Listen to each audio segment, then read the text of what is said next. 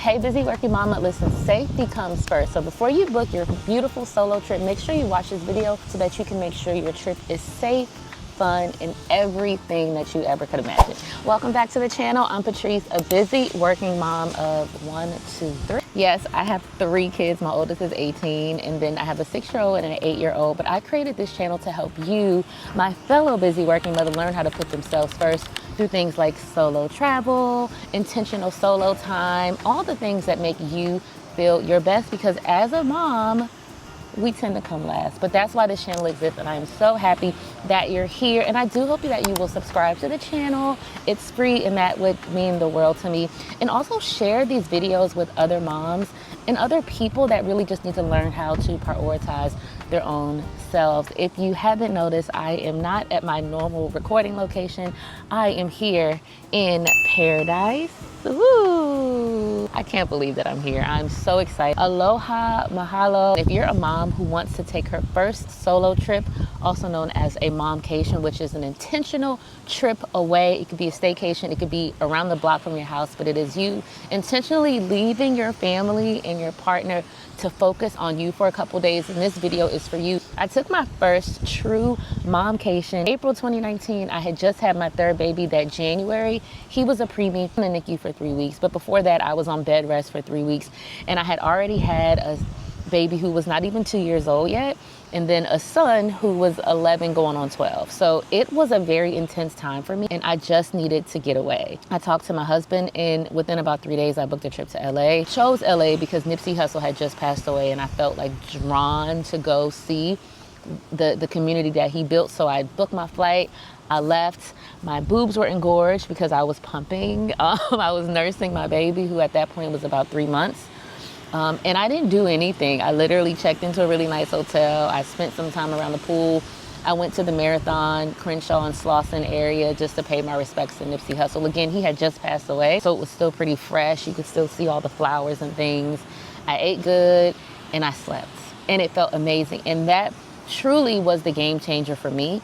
And I've been on so many trips since, probably about 12-ish momcations in the last 6 years. My baby is 6 now.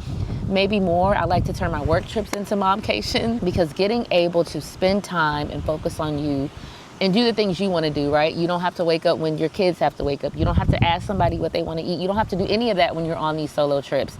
You can just focus on you, but you also want to focus on safety. And that is why I created this video in particular, because as I'm taking these trips, I've been to Bali on a solo trip. I've traveled to Madrid. While I want you to have fun and I want you to enjoy and do all the things, have all the exciting adventures, or have all the luxury spa treatments, whatever, I want to make sure that you keep safety at the top of your priority. This video, I'm going to give you the 5 safety essentials that will make sure that you are traveling and have peace of mind, make sure your family is okay, everybody knows that you are good, which ultimately will help you enjoy your trip even. All right, so the first thing that you want to do when you're thinking about safety and planning your trip is to always make sure that somebody that you trust, somebody that is very close to you, knows your location. I share my location 24/7 with my husband and my oldest son, who is 18. If you don't have that person in your life, find that person that, even if you're not sharing your location with them when you are home, you absolutely do that when you are on vacation, when you are out of town, when you are away from your normal surroundings. There are different platforms you can use. I use the good old iPhone, share my location. You also have Life 360, and I think WhatsApp also has a location finding capability. And I don't care how old you are. I don't care how independent you are. I don't care how much you have traveled. Somebody needs to know where you are. We've heard so many stories of people who have gone off the grid. They've gone missing, and because nobody was able to track them, or their cell phone died, so there was no cell phone ping, we never found them again, or it took a while, which could leave you in a lot of danger. The other part of sharing your location is sharing your itinerary. So when I travel, my husband always knows my flight information. My husband always knows my hotel. When I check into the hotel, I tell my husband my room number. But also, and you guys, I'm 41 years old, so I haven't lived at home in a very long time. When I land at my location, I text my parents, hey, I'm here. I text them my hotel too, because they need to know what I got going on. They're not checking these things every 5 seconds to see what I'm doing. They're not seeing if I'm in the room versus if I'm off property, which we'll talk about in a little bit. It's just peace of mind that if they need to reach me, they can very easily get to me. Simple as that. Momcations are not these covert opportunities for you to be doing crazy stuff and going off the grid. Like, that's not what this is about. That brings anxiety, that brings fear, that actually probably would stop the people that you need to stand behind you when you go away. That would make them not want you to go away. And we don't want that. We want you to be able to go away and take a trip and everybody is cool because they know you're good, you know that they're good. But if you're out here taking trips and nobody knows where you are, you turned off your locations, you put on your do not disturb for days at a time, then that's gonna make them fearful and that's gonna make them not want you to go away. And that is not what we want. So you wanna make sure you are always sharing your location in real time, but also sharing your itinerary so people just know where you are. Best case scenario, they'll never need to use it. But worst case, they will need to track you, they will need to find you, something has happened, and they won't lose hours, right? Like, you can truly, if you're in danger and people can't easily find out where you are, that is a matter of life and death, and we don't want that, okay? So share your location, share your itinerary. Number 2, choose hotels over Airbnb if possible. Now, please, y'all, don't punch your phone, don't punch your TV when I say this. Hear me out here. And this is someone who has stayed in luxury resorts like the one I'm at right now, as well as really great Airbnb. Airbnbs are usually more affordable, cuter. You're able to fit your whole crew in one. You can split the bill, but we're talking solo trips. We ain't talking group girl trip. We are talking one-to-one, mano-a-mano. I'm going somewhere and I'm staying somewhere by myself. When I am traveling solo, hotels give me peace of mind that an Airbnb just can't give me. Number 1, Airbnbs are usually not part of these larger company structures. Whereas a hotel like the one I'm at right now is a part of a hotel chain that has thousands of properties, tens of thousands of employees, tons of security, and systems and processes that are put in place to keep their customers safe. They don't want their guests to be harmed. They don't want their guests to be in danger. So they have put so many things and so many people in place so that doesn't happen. So that right there makes you know that you are secure and that you are safe. When you come into a hotel, you have security cameras. So when you're in public spaces, you can be seen, you can be tracked. If there's somebody weird stalking you, it's on camera.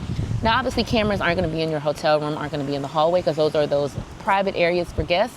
But common areas are on camera. Hotels have security teams, not just security guards, that their whole job is to make sure the resort and the property is secure, but also to make sure that you are safe. When you walk into a hotel, there's typically a doorman there, there's typically valet there, there are eyes on you that are going to keep you safe. And that just make you know that you ain't out there by yourself. When you go to an Airbnb, you could be pulling up in the middle of the night, no lights, no camera, no nothing. And if that's me, I'm scared. I'm nervous. And I just don't think that solo trips should ever have feelings of nervousness and scare, like fear. When you go to a place that you are going to have to rest your head for 2 days, 3 days, a week, you don't want to be scared to lay down. You don't want to be scared to close your eyes. You don't want to be blocking doors in your Airbnb so nobody can find you, right? Like, that's just some stress that you don't need to add. So that is why I feel like hotels are just a much better decision when you are going on a solo trip. Usually Airbnbs are only owned by like one person. And this one person is probably somebody that has a regular 9-to-5, they have kids, and they have these Airbnb properties or one property to make some extra income. They're not in the business of security. They're not in the business of property management, if I'm being real. And this is no shade to Airbnb owners. These are people who have a property and they want to make some money. They are not security guards. They don't have security companies. This is not what they do. So to trust your safety as a person, as a woman, if you're a mom traveling solo, to put that into the hands of someone who this ain't what they do, I don't know if that's the best decision. So that's another reason why I always just suggest and recommend staying in hotels over Airbnbs to ensure optimal safety when you are traveling. I took a trip to Tulum, which I do have a video. You can tap the link in the description, and I did stay in an Airbnb. This Airbnb, however, was not a one-off home. It was a condo that had probably about 100 units in it, and 80% of those units were being used on Airbnb. So that property had a doorman, There was always 24-hour security. Getting into your unit was very secure. Like, I felt safe. So that was a time where I stayed at an Airbnb, but it wasn't this individual home that I was pulling into by myself with the taxi driver, seeing where I was staying, knowing that I was by myself. It was me pulling in to an apartment complex, essentially, with a bunch of other people and a doorman, and it was secure. So if you are gonna do an Airbnb, I would suggest when traveling solo to do that type of Airbnb that is connected to a larger property that, again, you know that people are looking out, and also that you can put faces, right? Like, if you're staying at an Airbnb that's just a standalone property, you may never see anybody. There may never be anybody that you can call or hold accountable should there be an issue. Again, I don't want there to ever be issues, but just think about that. And again, you know, Airbnbs can be more affordable, but my safety is priceless. Your safety is priceless. So if that means taking a trip, spending, you know, an extra couple months saving for the trip so you can stay at a hotel, then let's consider that. So number 2, I prefer and I recommend staying at hotels over Airbnb. So the number 3 safety tip for traveling solo is to never share your personal information with strangers. Don't tell them your room number. These casual acquaintances don't need to know any of that. I'm not saying don't be nice and don't talk to people, but no one should know this stuff, because worst comes to worst, you're giving them information that can hinder your safety. Keep your movements vague and your locations private. I also don't tell people that I'm traveling alone. If they ask me, then I'll say that I am meeting my husband, or that I'm a part of a girls trip and I got there late, or that I got 10 people coming to see me. I never go into any location that I'm at saying, oh yeah, I'm here by myself, I'm on a solo trip. No, nope, because they just don't need to know that. If somebody wants to have some small talk, if they're like, hey, is this your first time here? Are you by yourself? This is my first time here. I am meeting my people at the hotel. And if someone asks you a question that alludes to you sharing personal details, you don't have to answer. You could be like, oh, hold on, sorry. Take a phone call, make a quick phone call. You don't have to answer. You could also lie, like just lie. We want to assume that people have our best interest in mind, but you just never know. And it's like, you'd rather be safe than sorry. So please never reveal personal information to strangers. Just don't do it. It's never that serious. So the number 4 safety trip when traveling solo is to pack portable safety gear. Bring a portable door lock, bring a mini alarm, bring mace, bring these small items that you can just pack in your carry-on, and even if you can't pack in your carry-on, you can pack it in your check bag. But these are things that are super easy to have on you that will just give you some additional peace of mind. I've included links to all of the items in my Amazon store. You can link to that in the description, and these are some pictures of the items here. They're very affordable, and you honestly don't just need to have this when you're traveling, because these are just things that you may want to consider when you are alone, when you just want to be safe. So whether you're traveling or not, I think these are things that you might want to just consider investing in anyway. So I checked TSA's website, and you can indeed have a 4-ounce can of mace in your carry-on bag if it's equipped with the appropriate safety mechanism to prevent accidental discharge. And the number 5 safety tip for solo travel is to trust your gut. Trust your instinct. If something feels off, chances are it probably is. Your intuition is key, and it is never lying. Your intuition is never gonna lie to you. Common sense matters so much more than I think we care to give it credit. Trust it and move on. Change your plans. Be able to quickly pivot. Don't second guess yourself. Parents, when we're traveling with our children, or when we are with our children, we are always on high alert. I know I am, right? I know my husband is. So sometimes when it's time to put us first, we forget all the safety things that we think about for others. And so that's why I created this video, so you could truly remember that safety matters for you too. While I want you to have the most amazing trip ever, I want you to go wherever you're going and live your best life. I want to make sure you come home. We all want you to come home. And prioritizing your safety is honestly probably the most important thing when we're talking about prioritizing yourself. Making good decisions is also really important when we are taking these solo trips. Now listen, I love me a good cocktail. And if your momcation includes partaking in alcohol, you know, substances, I'm not judging you at all, baby. No judgment at all. Live your best life. But if you're going to do that, stay at the hotel, right? If you're going to do that, just stay in a safe environment where you're not out here in some foreign place that you don't know with people you don't know, getting in cabs when you're intoxicated. Like, don't do that. Just stay in the hotel, find you a good vibe at the restaurant, stay at the lobby, keep it cool. Just use your brain. This solo trip, in my opinion, is not the time to venture out to like your local fish fry by yourself. I don't care what your favorite bloggers has done. Now, I have definitely been on trips. When I went to Aruba for my birthday, I did take a cab to a restaurant that was off property. It was about a 10-minute cab ride, but my hotel knew where I was going. My hotel was who called the cab. So I put these things in place for my own safety. I wasn't just going out and venturing out at night, local fish fry with the locals. All right, I think that was it. The top 5 safety tips for solo travel. Let me know in the comments if that was helpful. Also, let me know if I forgot things.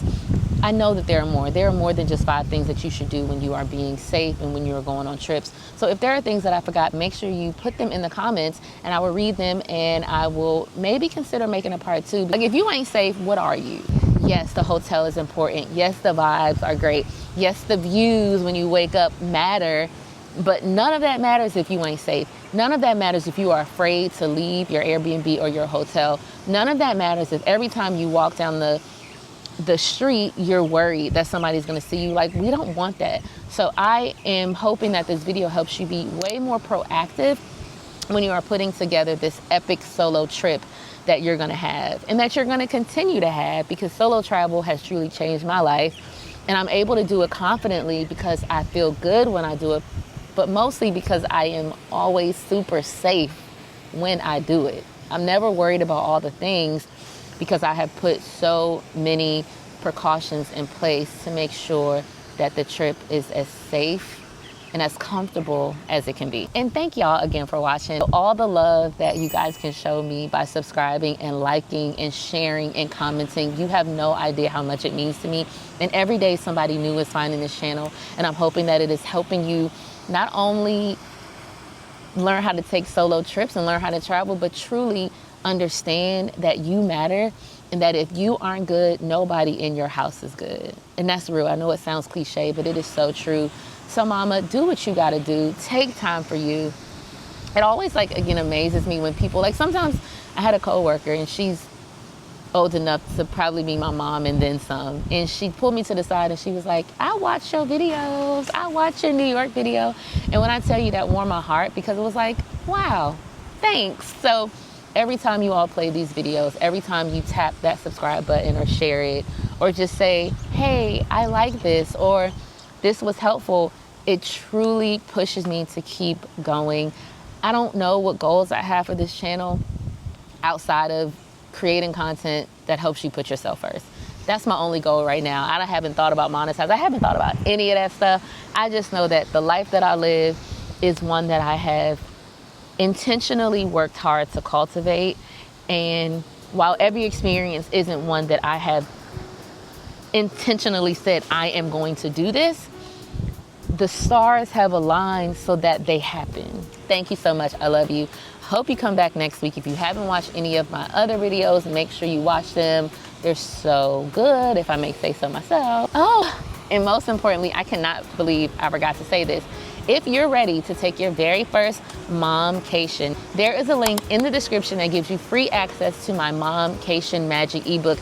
I wrote an entire ebook with pictures, with lists, with a letter that you can write to your spouse, a script that you can use to help them understand why you need this trip. I did all that. All you gotta do is tap the link in the description to get your free copy of the first chapter. I hope it helps you. I can't wait to see you back on my next video. Love you. Put yourself first.